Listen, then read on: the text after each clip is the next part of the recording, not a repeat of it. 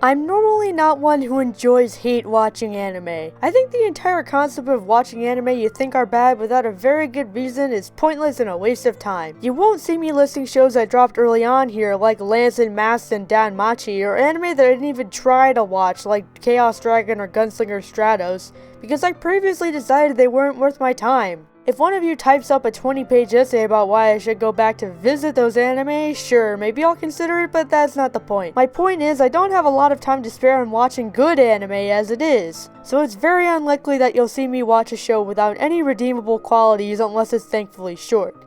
But there are exceptions, and because watching an episode a week is less of a sacrifice than watching something all at once, I watched some pretty bad shows this year, and now I'm here to list them off. Here are my top 5 worst anime of 2015. Okay, admittedly, Yachiman Night could have been a lot worse. In fact, it's not even all that bad.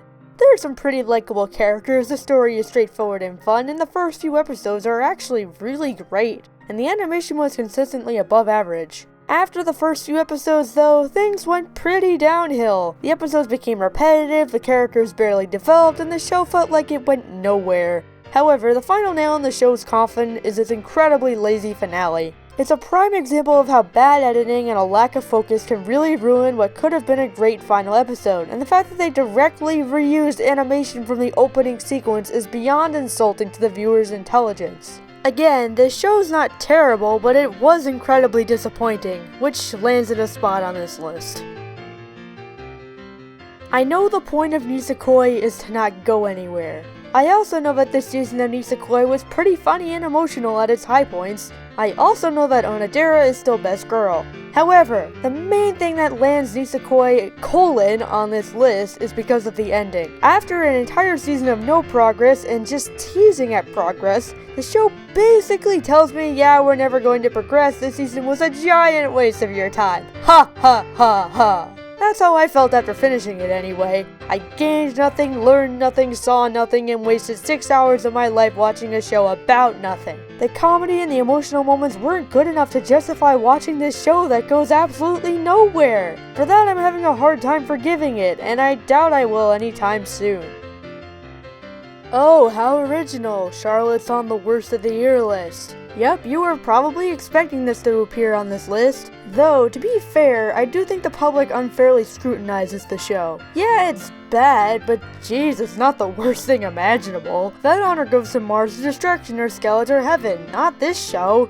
Though, like I said earlier, Charlotte is pretty bad. Its first half was average but enjoyable, and the second half had a lot more interesting ideas, but tried to cram all those interesting ideas into a very short time span, so nothing really left much of an impact. In fact, the first and second half are like entirely different shows, hence the 2 different pictures shown on screen, which is an issue if you value consistency, which I'm sure most people do. Considering how much stuff went on in the second half, it could have been very easy to replace some of the fluff from the first half with stuff from the second half, and the show would have been better off. Not to mention how underutilized most of the characters are. Most just show up and barely serve a purpose, except for the little sister plot device, and Edgy McEdgster you. Overall, I don't hate this show with the fervor that most seem to, but I still wouldn't recommend it.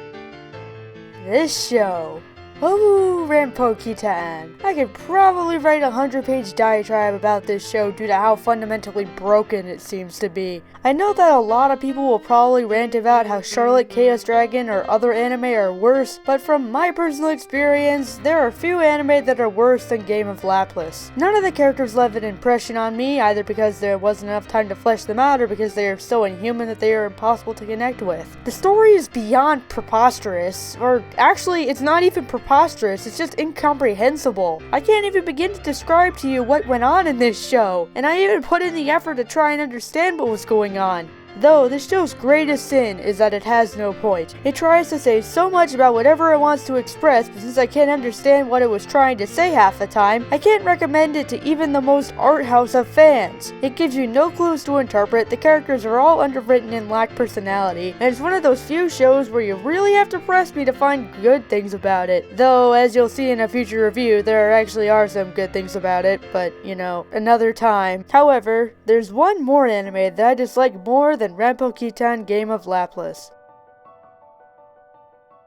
If I were to pick a show that contained everything wrong with modern anime, I would pick the Asterisk War. In fact, it's like a checklist of everything I don't like about anime. It has an overpowered main male character, a whole ton of female characters that rely on MC-kun in some way, female characters who are clearly very strong by themselves, but they have to be saved by MC-kun on a daily basis, badly directed action scenes that take animation shortcuts, underdeveloped villains, a high school setting that serves no purpose to the plot other than to serve as a backdrop for the fighting, unnecessary and uncalled for fan service, bland side characters, bland soundtrack, a story I could care less about, a somewhat interesting world that is barely utilized, and a tsundere character that really doesn't have a reason to be a tsundere. There's more, but I think you get the gist of it. The best part of this anime was making fun of it every week on Twitter and the occasional first reaction video. The ending song is also still fantastic. That's not enough to make me remotely recommend it though. While most people will probably argue that this show is just average, I'd argue that it being average just makes it worse. There is nothing new, creative, or interesting within this show, and by the end I felt like it wasted my time more than Nisekoi could ever dream of doing. Like I said earlier, it's like everything wrong with modern anime just decided to manifest itself into one singular show, and as someone who legitimately enjoys modern anime, this reminded me that as many great modern anime as we get,